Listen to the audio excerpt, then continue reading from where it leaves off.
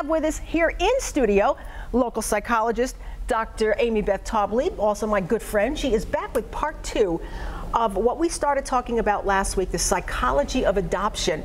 And this time, we're going to be looking at it from the adoptive parent's point of view. So good morning, nice to have you here. Good to be here. Well, I'll tell you, I never thought of things like adoption to bring people to counseling. But when you think about the feelings that are stirred up by this, they're legitimate. And you know, it's interesting because even biologically giving birth, my God, it's a miracle, it's a beautiful thing.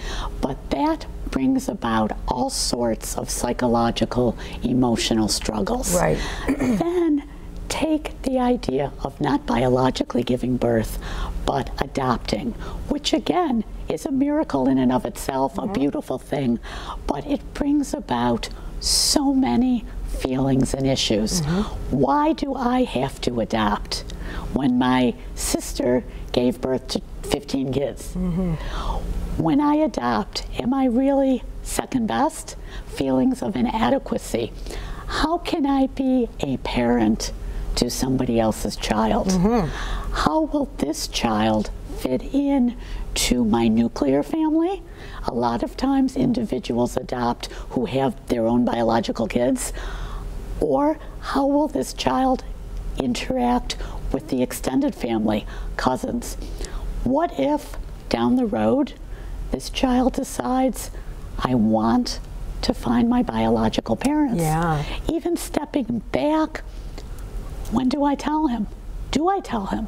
What's the right way to tell him?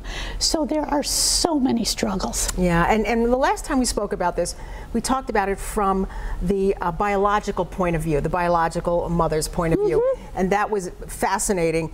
But yes, from the adoptive point of view, there's a lot to be worked through there. And they're all, like I say, they're all valid emotions. They're all valid, and you know, there's the most basic issue, and in my opinion, the most important, that of bonding with your child. Right. You know, I have biological parents come in and say, I've waited for I don't know how long for this beautiful baby. I think I love her, but I'm not connected. Doc, am I going to bond? What's wrong with me?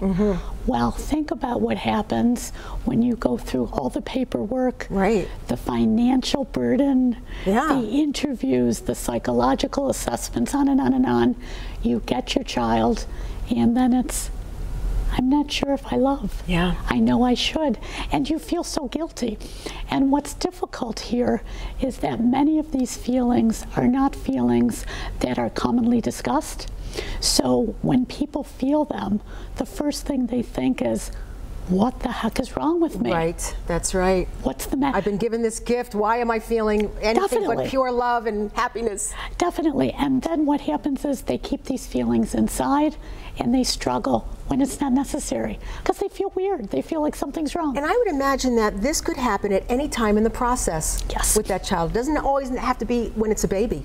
And you know, at the very beginning, it typically does not happen because we're in the honeymoon period when we're basically flying high.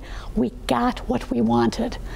But then when the showers stop, when things calm down and real life walks in, that is when we begin to struggle with these feelings. And they are so normal. And you know, we haven't even discussed, I mean, I'm thinking more of a mother's point of view. I'm sure the adoptive father has issues too. Without a doubt. You know? Without a doubt.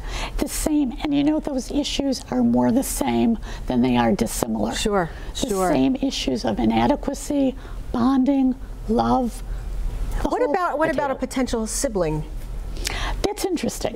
For siblings, it doesn't really make that much difference if the new being is biological or adopted. What's happening for the sibling is there's someone else coming into my world. Amazing. All right.